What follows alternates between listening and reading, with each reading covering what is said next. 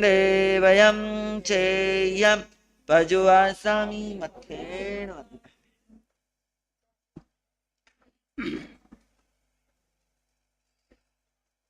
अरिहन्ता ॐ नमो अरिहन्ताणम् अरिहन्ताणम् ॐ नमो अरिहन्ताण। घबराओ ना दुख से जीवन में, जीवन सुख दुख का मेला है। घबराओ ना दुख से जीवन में, जीवन सुख दुख का मेला। शरणा ले लो अरिहंतों का, शरणा ले लो अरिहंतों का। क्यों करता व्यर्थ झमेला है, ये प्रभु स्मरण की वेला है। अरिहंता नमो नमो अरिहंताणम् अरिहंताणम् नमो अरिहंताणम्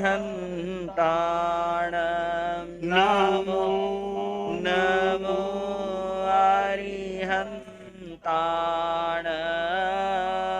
नमो नमो अरिहंताणम्। अरिहंत परमात्मा महाविद्य क्षेत्र में विराजमान, जिनकी अनंत अनंत कृपा हम सब पर बरस रही है, उस प्रभु की अनंत करुणा, अनंत मैत्री, अनंत ज्ञान, अनंत साधना को अनंत अनंत नमन, प्रार्थना, कृतज्ञता के भाव। शासनपति भगवान महावीर, इनका धर्म शासन, धर्म संघ, धर्म तीर्थ में हम सब धर्म का अमृत पान कर रहे हैं। प्रभु की वाणी, प्रभु की साधना, प्रभु का ज्ञान इस संसार सागर से हमें पार करवा सकती है। यदि हम उनके सिद्धांतों पर पालन करें, अमल करें, प्रभु सिद्ध बुद्ध और मुक्त हो गए। आज उनकी वाणी हमारे लिए आत्मा से परमात्मा, संसार सागर से पार हमें करवा सकती है। उसका प्रभु की वाणी उपासक दिशांग सूत्र भगवान महावीर समोसरण लगा है। चित्तशरु राजा अनंत श्रावक और नगरी वाणिज्य ग्राम के लोग आए हुए हैं और भगवान की वाणी चल रही है। भगवान ने फरमाया, ये जीव 4 गति 84 लाख जीव योनियों में भ्रमण कर रहा है। मूल कारण जीव का अपना है। कोई किसी को दुख नहीं देता, कोई किसी को सुख नहीं देता। जीव अपने किए हुए कर्मों से ही सुख और दुख का अनुभव करते हैं। अपकर्ता विकर्ता यह दुहान यह सुहान यह अपमितम अमितम दुपट्ठ सुपट्ठियो। आत्मा ही करता है, भोगता है। आत्मा ही मित्र है और आत्मा ही शत्रु। मित्र कब? जब आत्मा जीव अपने स्वभाव में आता है तो मित्र है, और जब विभाव में चला जाता है तो शत्रु बन जाता है। शत्रु और कोई नहीं, जीव का जीव ही शत्रु, और जीव ही जीव का मित्र है। यहाँ समझें, मोक्ष प्राप्त करने के 4 कारण की हम चर्चा कर रहे हैं। समझें कि जीव, आत्मा और पुद्गल 2 द्रव्य अनादिकाल से संसार में भ्रमण कर रहे हैं। जीव अपने में ठहर जाए, जीव पुद्गल का आश्रय छोड़ दे, तो जीव को संसार सागर से पार होने की बहुत शीघ्र पार हो सकता है। जीव अपने में स्थित रहे। जीव के अपने गुण हैं।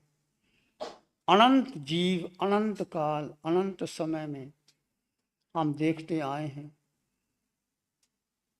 ये सारा ब्रह्मांड अनंत जीवों से भरा पड़ा है।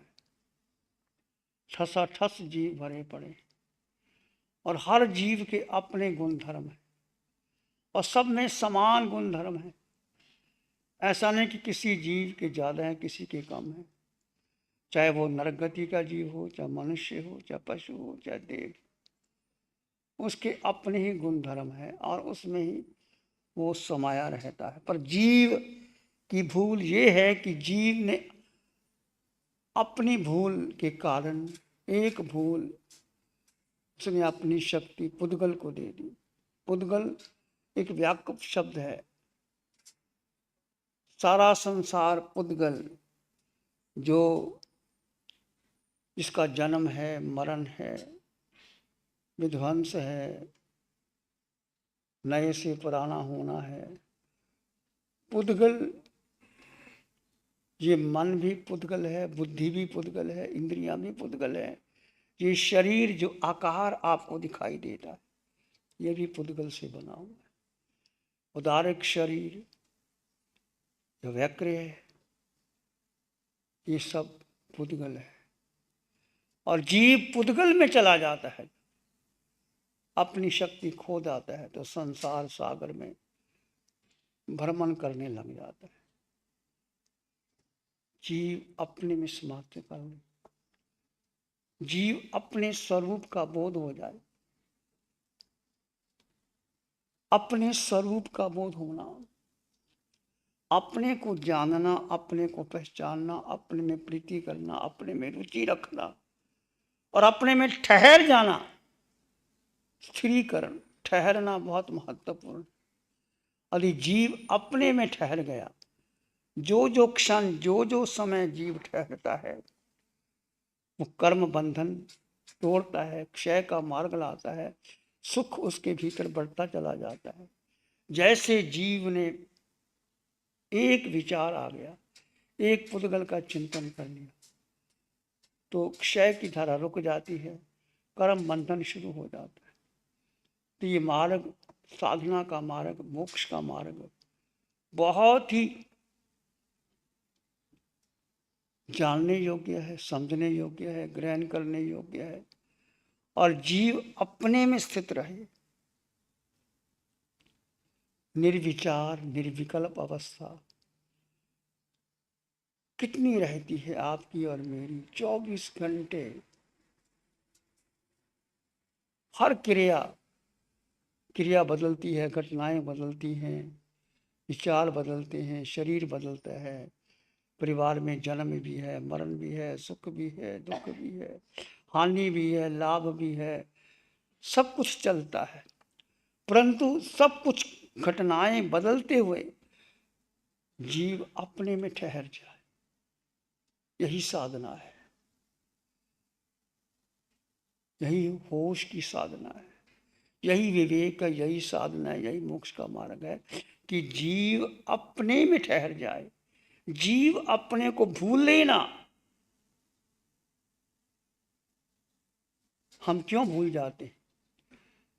क्योंकि मन, बुद्धि, इंद्रियां, आसपास का वातावरण, चारों ओर की घटनाएं, समाचार, सुख दुख, उसमें प्रभावित हो जाते हैं और जीव की शक्ति मन ले लेता है और फिर हम उसमें भ्रमण करते रहते।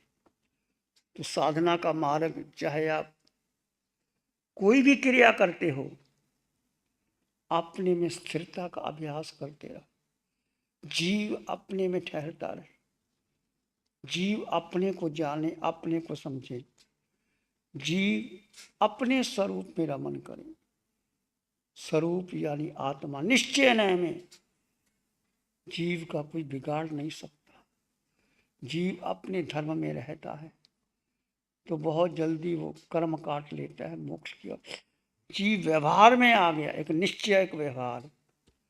हम निश्चय को भूल जाते हैं, व्यवहार में अटक जाते हैं। उसने ऐसे कहा, उसने ऐसे कहा, मैंने ऐसे कहा, उसने ऐसे किया, किंतु परंतु मेरा तेरा, इसमें कर्मों का बंधन होता है। या भूत और भविष्य में चले जाते हैं। भगवान की वाणी कहती है जो बीत गया उसकी चर्चा नहीं करनी। भूत का मतलब ये नहीं कि 1 साल पहले की घटना, 10 साल पहले की घटना, 50 साल पहले की घटना नहीं।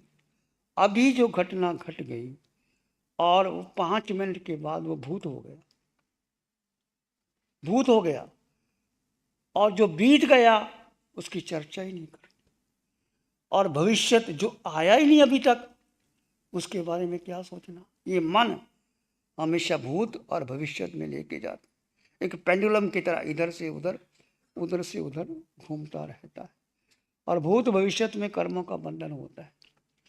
जीव ना भूत में जाए ना भविष्य में जाए, वर्तमान क्षण में, वर्तमान क्षण जीव अपने में रहे तो सुख का अनुभव होता है। निर्विचार निर्विकल्प अवस्था आती, शांति, समता, समाधि का अभ्यास बढ़ता चला जाता है। तो प्रयास करो। सामायिक क्या है? समता। 24 मिनट अपने में ठहर जाए जीव तो क्षयक संकेत हो जाती है। 24 मिनट और 48 मिनट ठहर जाए तो केवल ज्ञान हो जाता। बस 48 मिनट जीव अपने में ठहर जाए और कहीं नहीं जाना, अपने में ठहर जाना। और ठहरना जरूरी है। जैसे आप कई बार सैर करते या विहार करते करते या कोई भी काम करते करते थक जाते हैं तो फिर क्या अपने घर में आकर के विश्राम कर लेते। जैसे मैंने भोजन बनाती तो अपने स्थान पर जाकर के भोजन बनाती। आपने भोजन करना होता है तो रसोई घर में आपको जाना पड़ता है। आपने ध्यान करना होता है तो आपको ध्यान कक्ष में जाना पड़ता है। आपने विश्राम करना होता है तो आप विश्राम कक्ष में जाकर के विश्राम करते हैं। आप बहुत तेज की धूप है, आंधी है, तूफान है, तो बाहर से बचने के लिए आप अपने कक्ष में आकर के विश्राम करते हैं। जब हर कार्य करने के लिए आपको कुछ समय के लिए विश्राम करना ही होता है तो फिर जीव अपने में ठहर जाए। बस सच्चा विश्राम जीव का क्या है कि जीव अपने में ठहर जाए, अपने में स्थित हो जाए। ये बाधा कौन डालता है? पुद्गल, संसार। ये पुद्गल में सब समा गया। व्यक्ति, वस्तु, स्थान, मन, बुद्धि, इंद्रिय, व्यक्ति, चाहे रागात्मक संबंध है, चाहे द्वेषात्मक संबंध है, या कैसा भी संबंध है, या कोई एक विचार किसी ने ले लिया, वो भी पुद्गल है। और उसमें जाता है तो जीव उसमें उलझ जाता है और जीव अपने स्थान में ठहरने का पुरुषार्थ कीजिए।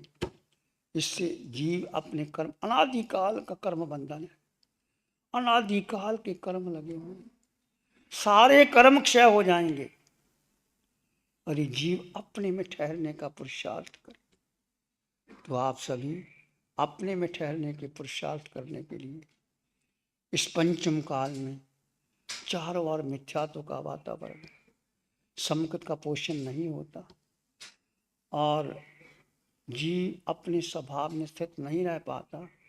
अपने स्वरूप का बोध होते हुए भी वो मिथ्यात्व में उलझ जाता है।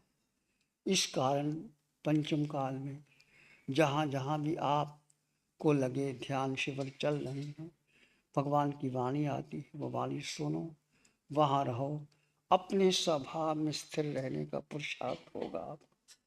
आप देखिए 2 minute, 4 minute, 10 minute, 12 minute, 15 minute आप ठहरते चले जाओगे। वो अवस्था जो निर्विचार है, निर्विकल्प अवस्था है, वो जीव की है। वो शून्य समझो, निर्विचार समझो, अपने में ठहर समझो, वो तुम हो, उसमें जीना है। ये मोक्ष का मार्ग। जो भगवान की वाणी आप सुनते हैं, हम सुनते हैं, मोक्ष जाते हैं। तो मोक्ष की चर्चा आपके सामने चलती है। मोक्ष जाने के कारण 4 हैं: सम्यक दर्शन, सम्यक ज्ञान, सम्यक आचरण, सम्यक तप। सम्यक दर्शन, ज्ञान, चरित्राणि मोक्ष मार्गा। The right perception, the right knowledge, right conduct, these 3 are jewels in Jainism that lead to the liberation of mankind.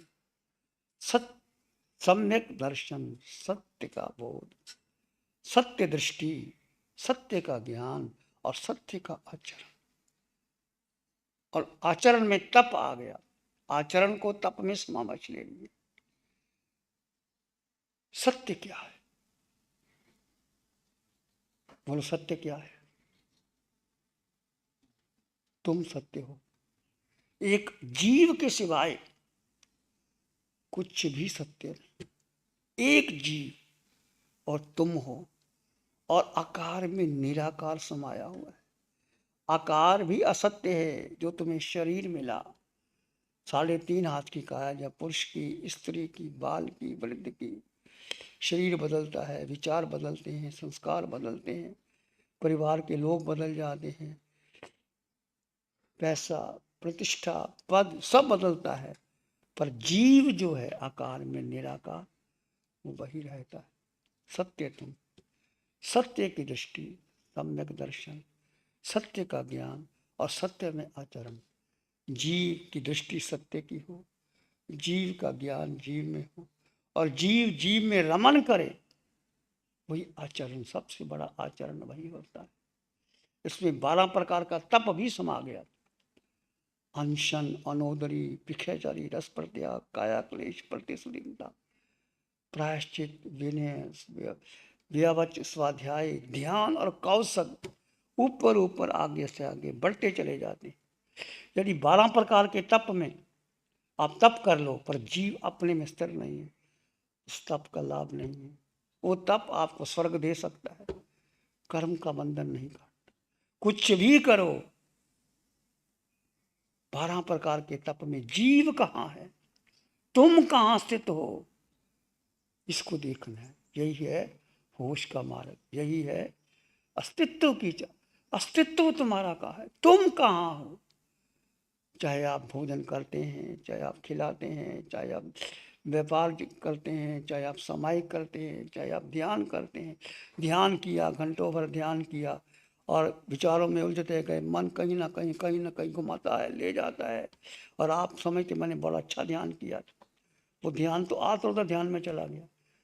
उस 48 मिनट में, 1 घंटे में, जब जीव अपने में निर्विचार, निर्विकल्प अवस्था में आता है, वो शुद्ध ध्यान। अपने में स्थिरता का अभ्यास बढ़ाइए, और ये तब बढ़ेगा जब आप स्वयं का निरीक्षण करोगे। स्वयं संबुद्धानम, स्वयं को जानो और स्वयं को समझो कि जीव कहाँ है, महत्व जीव की है। तो जैन धर्म में ये जीव के साथ 8 कर्म लगे हैं, और जीव के 8 गुण भी हैं: ज्ञानावर्णीय, दर्शनावर्णीय, वेदनीय, मोहनीय, आयु, नाम, गोत्र, अंतराय कर्म। ये 8 कर्म के कारण व्यक्ति 4 गति 84 लाख जीवा योनियों में घूम। ज्ञानावर्णीय, दर्शनावर्णीय, मोहनीय और अंतराय, ये घाती कर्म है जो आत्मा के गुणों का घात करते हैं। मोहनीय कर्म सब सेनापति है।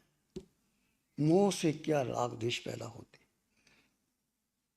रागो या 220 या कम बीयम, कम्मं च जाई मरणं सुनिल, दुखं च जाई मरणं व्यंती। राग और द्वेष कर्म का बीज है। कर्म से मोह उत्पन्न होता है, और मोह से जन्म और मरण चलते रहते। इसलिए किसी से न राग करो, न द्वेष करो, और वीतरागता के मार्ग पर, वैराग्य, त्याग, वैराग्य और वीतरागता के मार्ग पर आगे बढ़ते रहोगे तो आगे बढ़ जाओगे।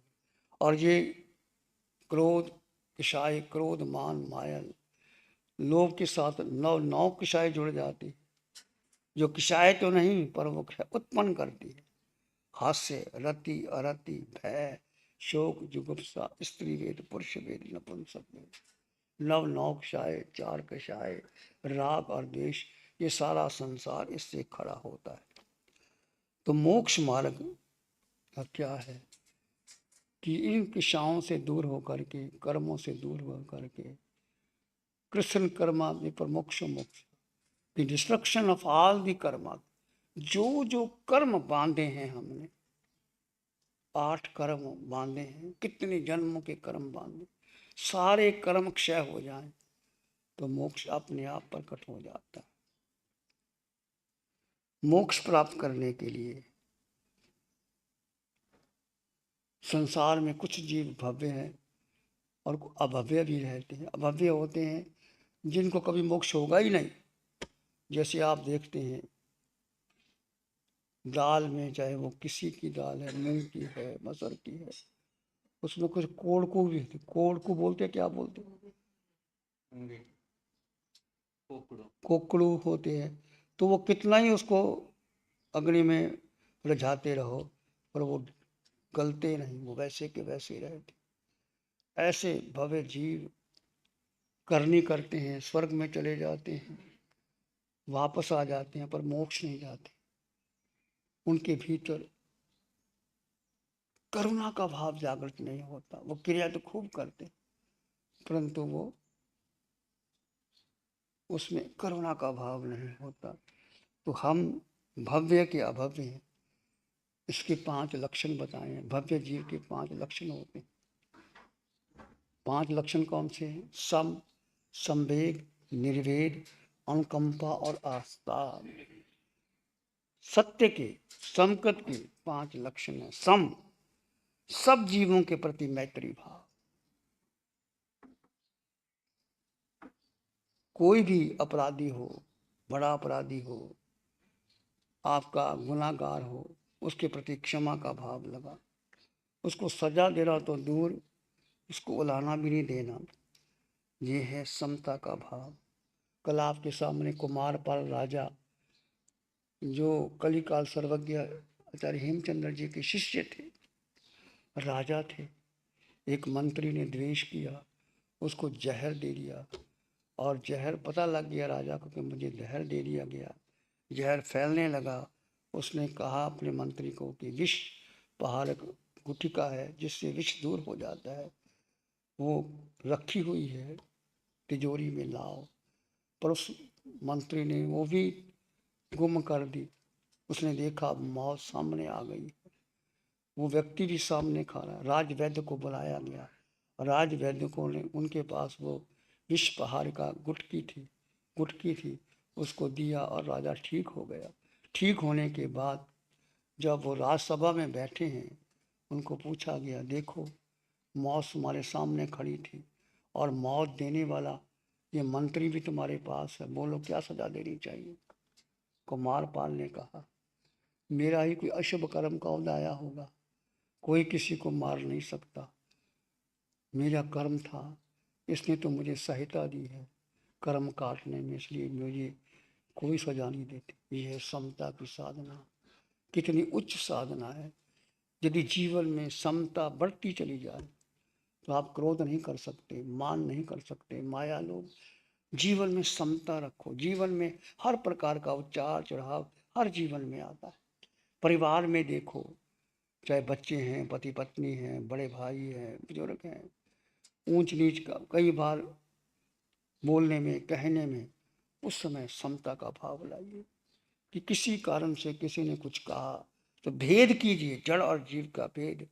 ये शरीर को कहा है, मुझको नहीं कहा। मैं तो जीव आत्मा आत्मा हूँ। आत्मा को कोई अच्छा कहा बुरा कहा कोई फर्क नहीं पड़ता। संवेद। अनाथी मुनि ने श्रेणिक को क्या कहा था? अनाथी मुनि कैसे वो रोग बढ़ गया था उनका और ठीक नहीं हो रहा था। सब वैद्य को बुलाया गया, उसकी पत्नी, उसके भाई बहन सब साथ में, तब रोग ठीक नहीं हुआ। चक्षु रोग इतना बढ़ गया और उन्हें सोचा कि मेरा रोग ठीक हो जाए तो मैं दीक्षा ले लूँ। आँख लग गई, रोग ठीक हो गया।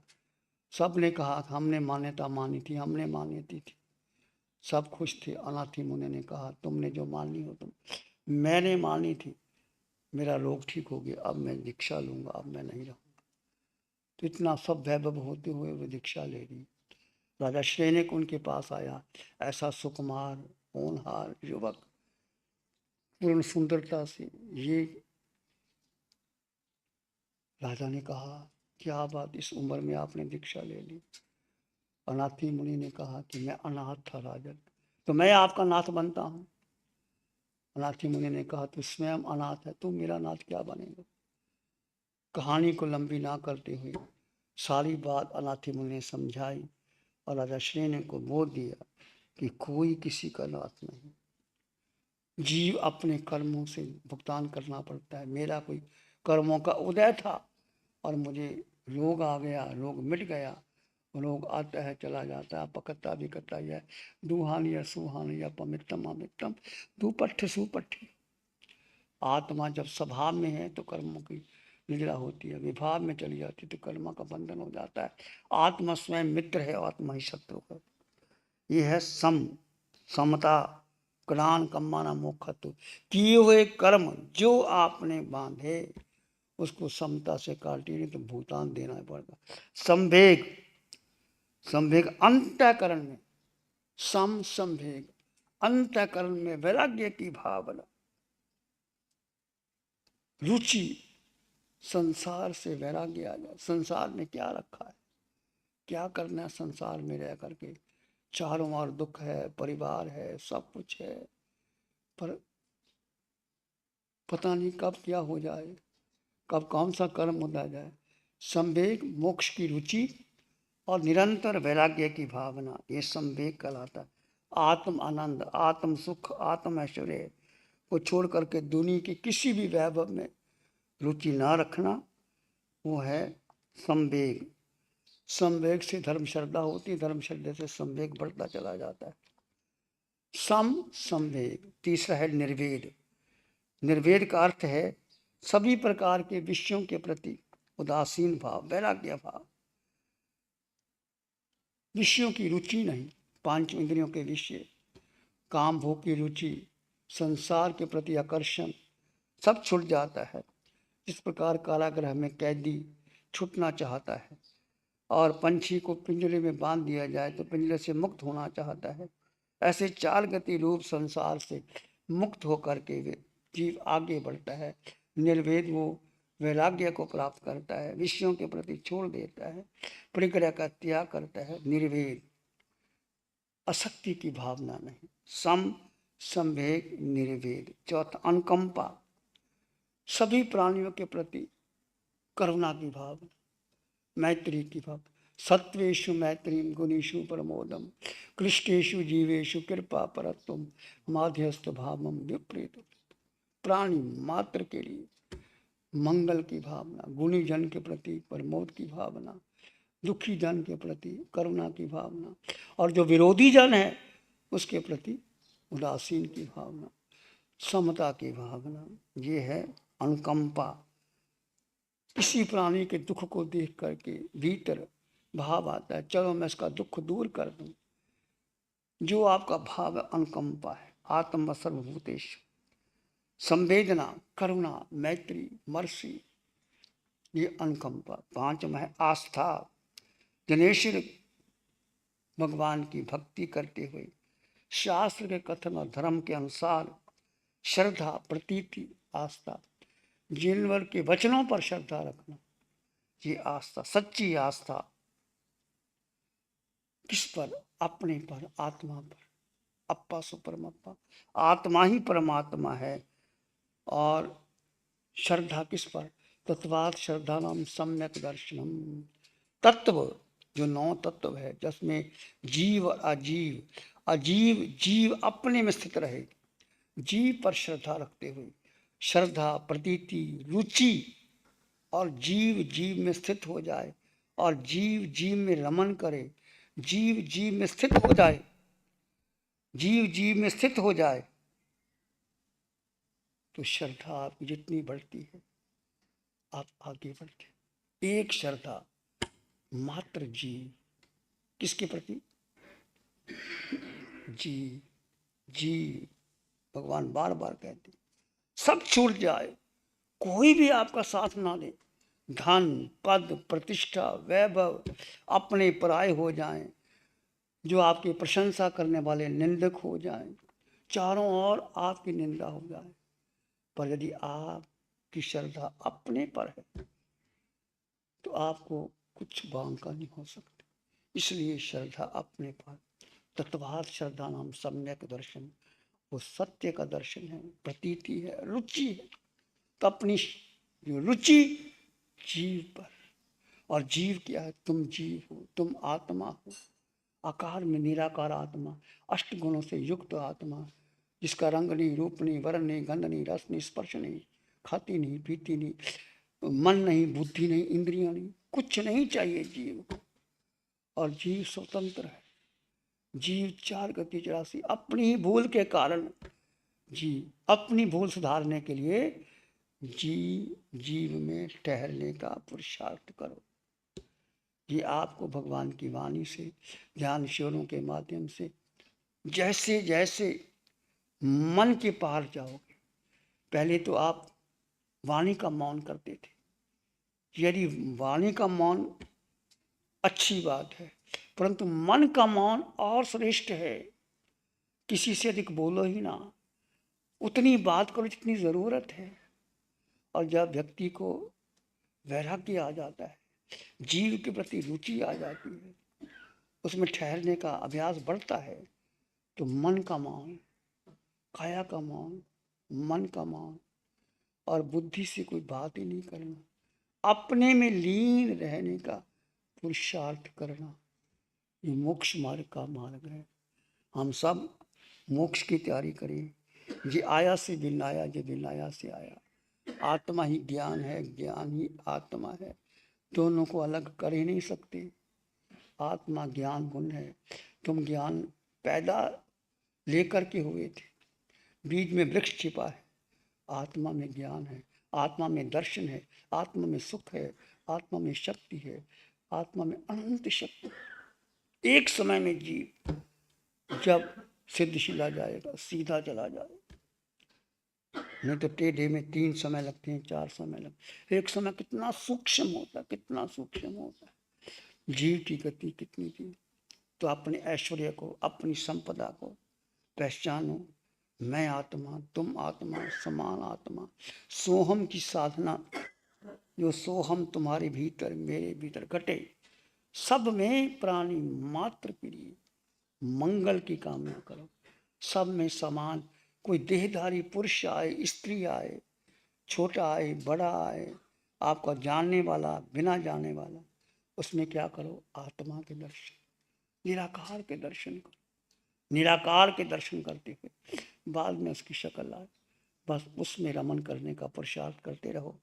ये 4 कारण से सम्यक दर्शन, ज्ञान, चित्राणी, मोक्ष मार्ग। सत्य का ज्ञान, सत्य का दर्शन, सत्य की आचरण और सत्य का तप, 12 प्रकार का तप, जीव जीव में ठहरने का पुरुषार्थ करें तो हम आगे बढ़ सकते हैं। ध्यान करेंगे, आंखें बंद, मन वचन काया शांत, शरीर शांत, विचार शांत, दृष्टि शांत, वातावरण शांत, हर दिशा हर किनारा शांत शांत शांत शांत। सर के सिरे से पांव के अंगूठे तक अपने भीतर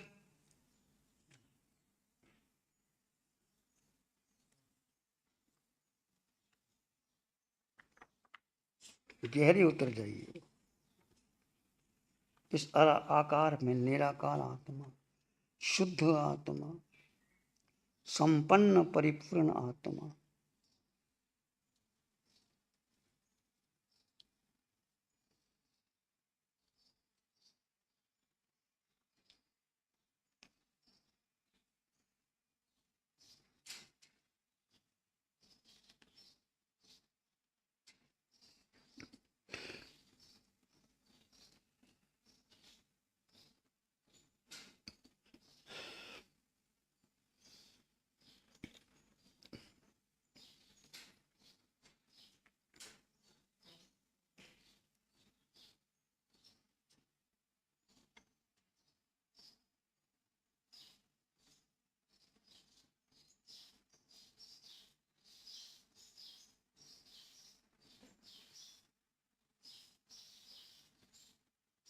अपने भीतर गहन मौन और शांति का अनुभव।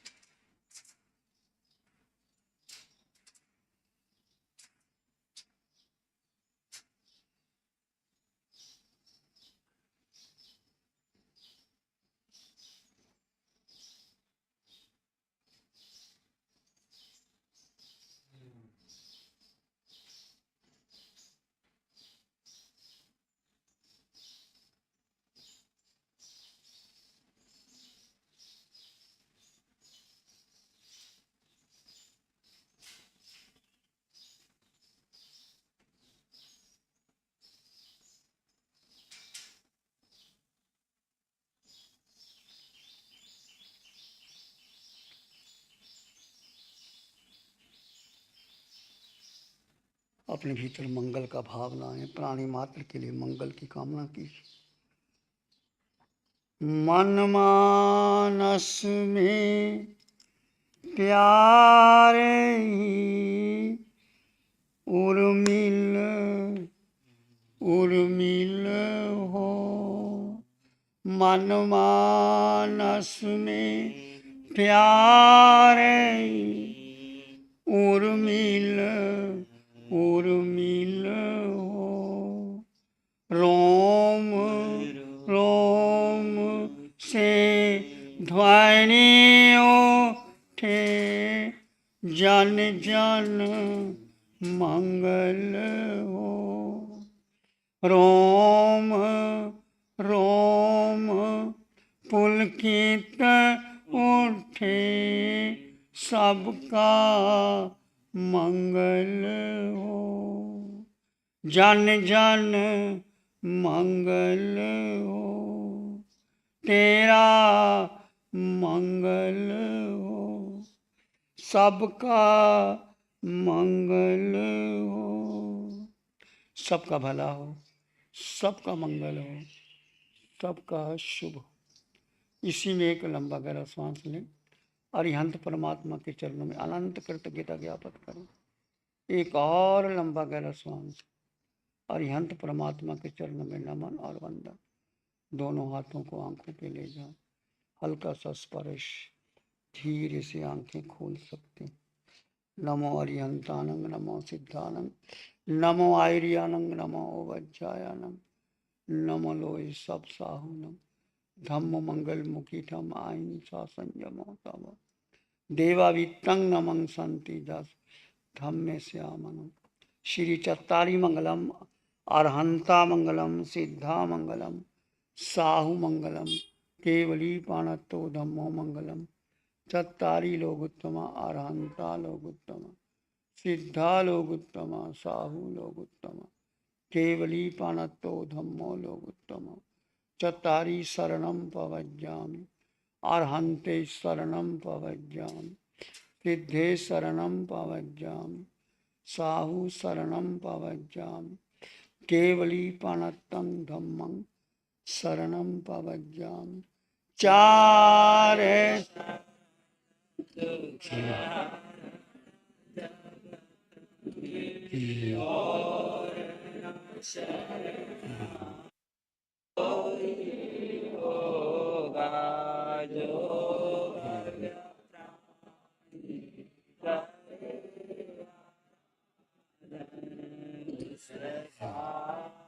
जर